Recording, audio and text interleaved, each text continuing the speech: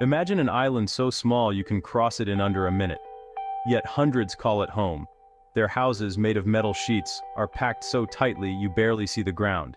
This is Mingo Island, the most crowded island in the world. From afar, it looks less like land and more like a floating city of rust and hope. Every inch is used: homes, shops, bars, churches. No space is wasted. Mingo is a paradox, a place of poverty that generates millions, a hub of noise surrounded by silent water. Here, people live on top of each other, sharing every joy and sorrow. Their lives are woven together, forming a tight-knit community. The story of Mingo is about resilience, the drive to build a life, no matter how small the ground. Let's journey to this incredible island and meet the people who call it home. We'll see how they live, work, and dream. Prepare to have your idea of home and community changed forever. Mingo is a powerful reminder of human strength. Even on a tiny rock, life can be full and deeply meaningful. It's a testament to the refusal to be limited by space. Here, survival is a daily act of courage. This is Mingo, a city built on a rock, held together by hope. Let's step inside. Mingo Island is a tiny dot in Lake Victoria, Africa's largest lake. The lake is so vast, it feels like an ocean, shared by Kenya, Uganda, and Tanzania.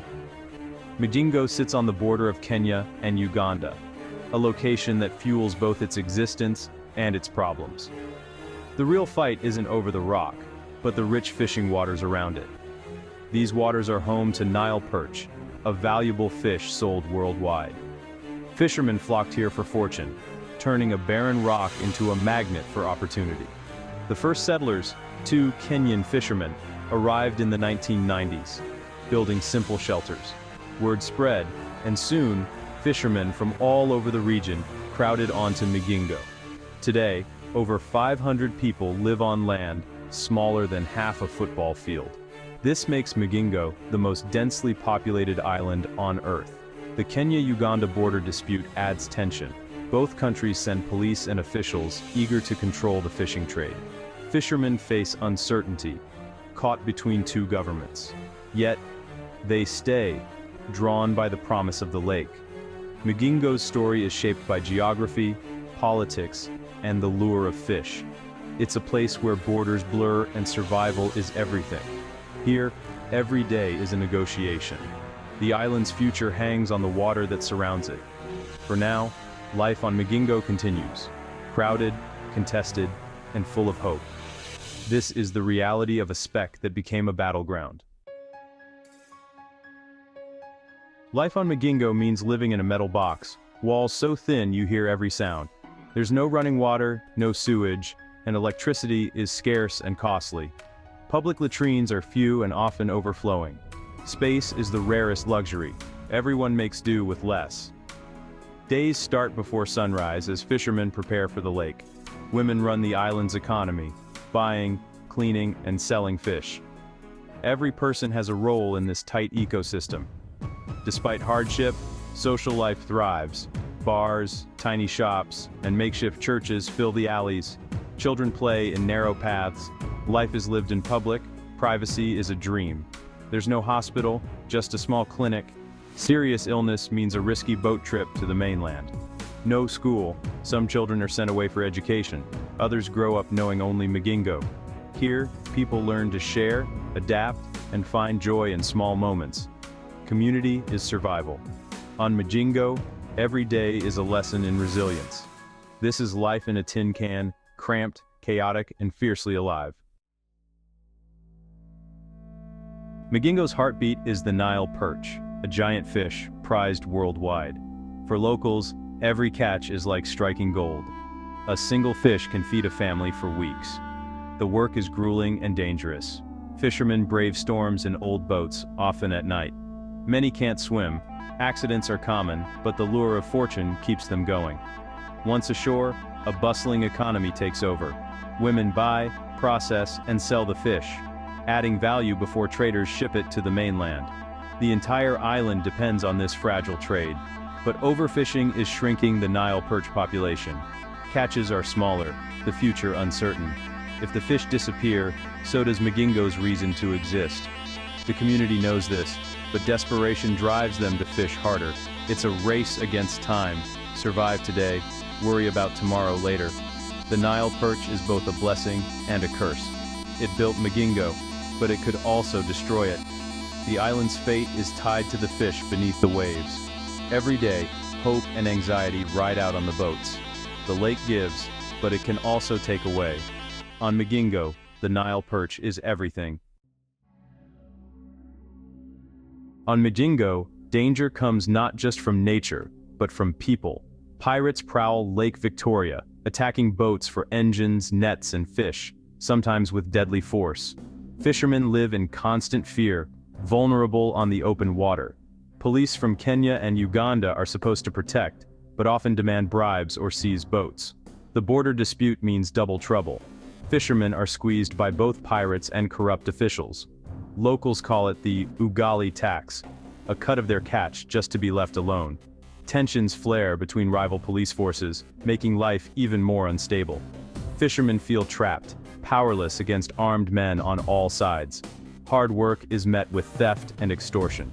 We are slaves on our own lake, some say. Security is a daily struggle, justice a distant dream. On Mingo, survival means navigating a world of threats. Beyond pirates and police, deeper fears haunt Mingo. Many believe the lake is home to powerful spirits. Some say an evil genie claims lives and stirs storms. These stories help explain the dangers of the lake. Fishermen perform rituals, offerings, prayers, to appease the spirits before heading out. Traditional beliefs blend with Christianity, shaping daily life. The lake is both a provider and a mystery, demanding respect. For Mingo's people, the water is alive, both a source of life and a force to be feared. The whispers of the water spirit are never far away. To understand Mingo, listen to its people. Joseph, a fisherman. I came here with nothing. It's hard, but my children eat. That's what matters. Mary, who runs a food stall. We work from before sunrise to after sunset. There's no rest, but we help each other. We're a community. A teenager. I dream of leaving, of becoming an engineer. But for now, I help my family. Maybe one day, I'll have enough to go. These voices reveal hardship, hope, and a fierce sense of belonging. Life is tough, but community is strong. Neighbors share what little they have. Children dream of a future beyond the island.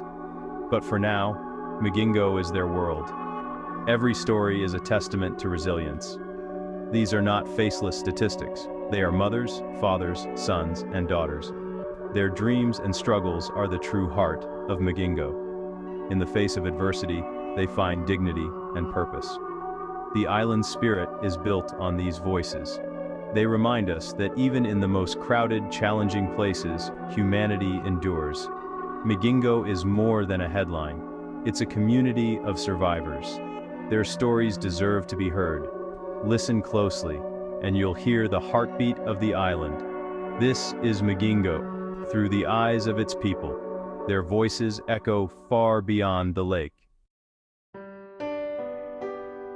Imagine waking up in a metal room, the sun turning it into an oven. Every sound, every smell, every moment is shared with hundreds of others. Privacy is a luxury you can't afford. Your world is a crowded rock. No quiet, no escape.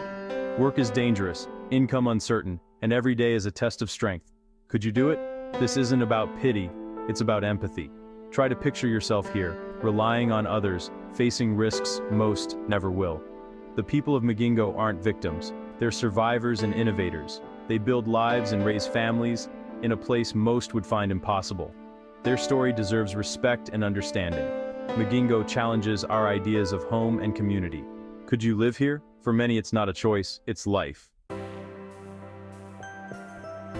Mingo's story is still unfolding. Fish stocks are shrinking, political disputes simmer, and daily challenges persist. Yet, the people endure, adapting, hoping, surviving. Mingo is more than a curiosity. It's a symbol of global challenges, resource scarcity, conflict, and resilience. By learning about Mingo, we see the world's struggles in miniature. Their story is a mirror for us all. Share it, talk about it, and keep the conversation alive. Awareness is the first step toward change. The people of Mingo deserve to be seen and heard. Let's make sure their voices travel far beyond their tiny island.